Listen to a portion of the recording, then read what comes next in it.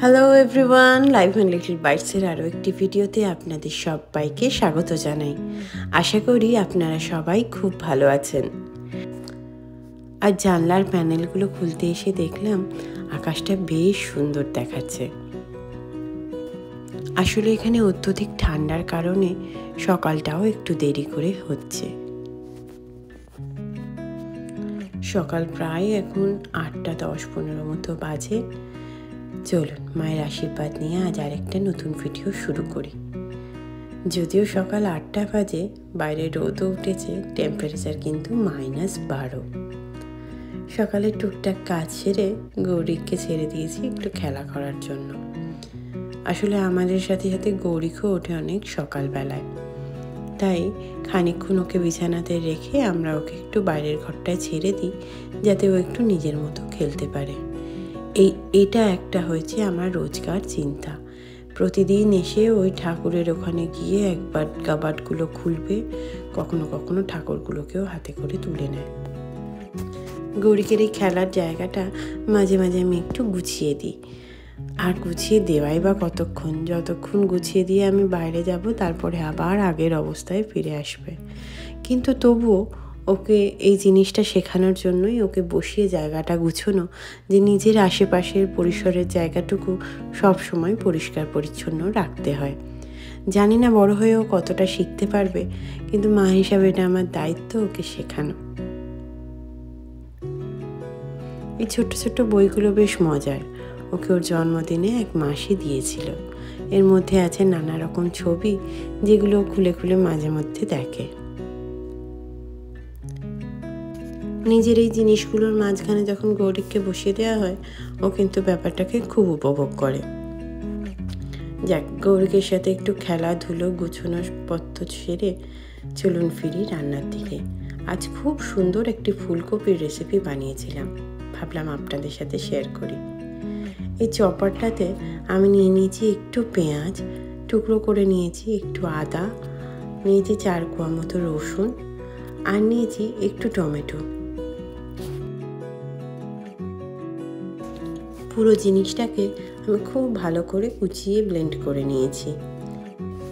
এইবারে কড়াটা চাপিয়ে গ্যাস অন করে একটু তেল ঝরিয়ে নিলাম।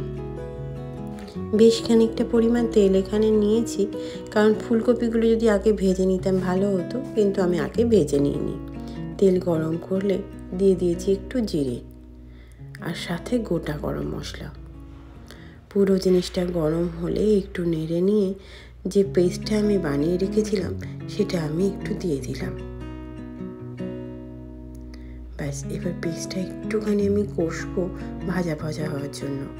এরপরে হলুদ, ধনে, জিরে, গরম মশলা আর একটু লাল কাশ্মীরি লঙ্কার গুঁড়ো আমি এর সাথে মিশিয়ে নেব। আর সাথে নিলাম একটু স্বাদ মতো নুন। পুরো জিনিসটা ভালোভাবে মিশিয়ে নেওয়ার পর আমি এতে যোগ করব কাসুরি মেথি। তারপরে ভালোভাবে মিশিয়ে আমি ঢাকা দিয়ে রেখে দেব, যাতে মশলাটা ভালোভাবে কষে যায় আর একটু তেল ছেড়ে ছেড়ে আসে। এই দেখুন, বেশ খানিকটা মশলাটা কষে গেছে। এবার আমি এতে অ্যাড করব একটু দই। দইটা আসলে তরকারিটার রিচনেসটাকে অনেক গুণ বাড়িয়ে দেয়। দইটা ভালোভাবে মিশিয়ে নেব পুরোটা মশলার সাথে। দই ভালোভাবে মিশে গেলে আমি এবার এতে অ্যাড করব ফুলকপিটা, কিন্তু তার আগে আরও কিছুক্ষণ আমি ঢাকা দিয়ে রেখে দেব। এই যে ফুলকপি আগে ধুয়ে পরিষ্কার করে রেখেছিলাম, সেটাই আমি মিশিয়ে দিলাম মশলাটার সাথে। এবার ফুলকপিটাও ভালোভাবে মাখিয়ে নেব।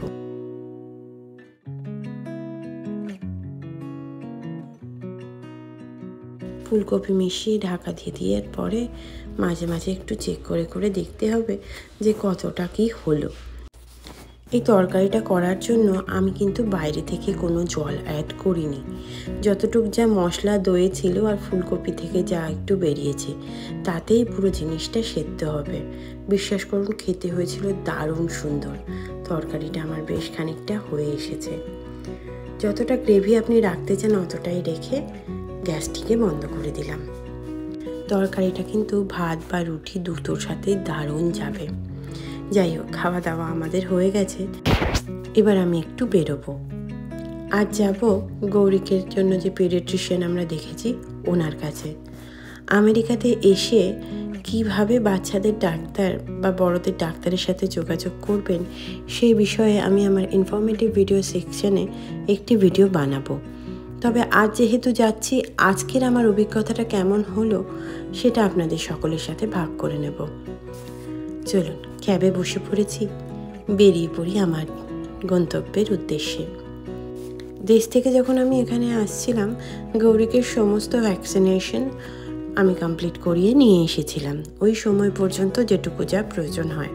শুধু তা নয়, আমার যিনি পিডিয়াট্রিশিয়ান ছিলেন উনি আমাকে সুন্দর একটি ফাইল বানিয়ে দিয়েছিলেন যেখানে গৌরিকের সমস্ত মেডিসিন, সমস্ত ভ্যাকসিনেশন সব কিছু এনলিস্টেড করে।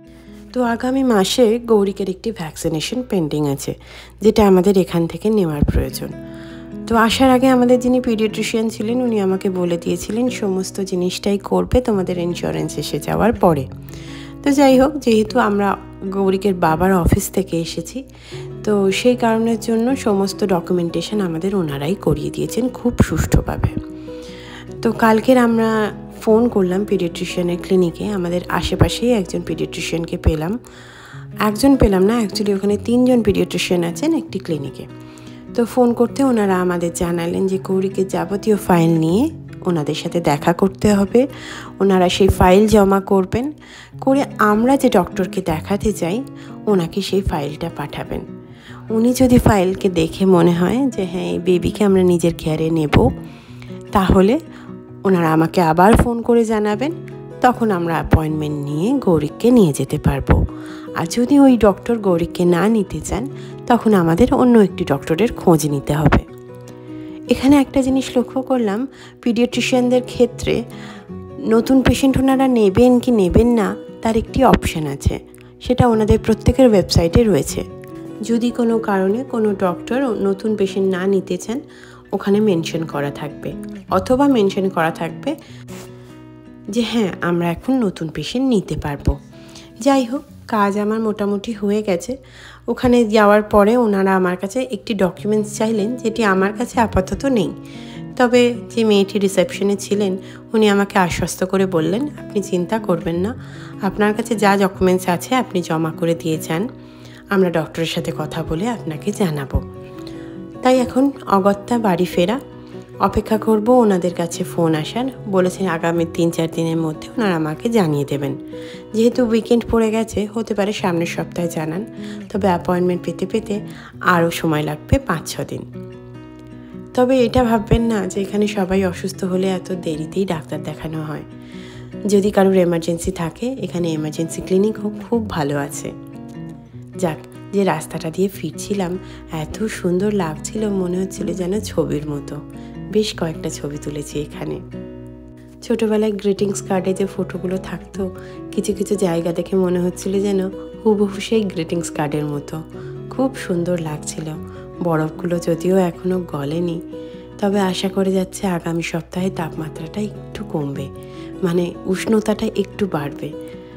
যাক, আমাদের মতো মানুষের জন্য সেটা অনেকটাই। বাইরে বেরিয়ে এখানে আশপাশটা এত সুন্দর হয়ে থাকে, ভিডিও করার বা ছবি তোলার লোভ আমি কখনোই সামলাতে পারি না। এই যে এসে গেছি আমাদের পোস্ট অফিস।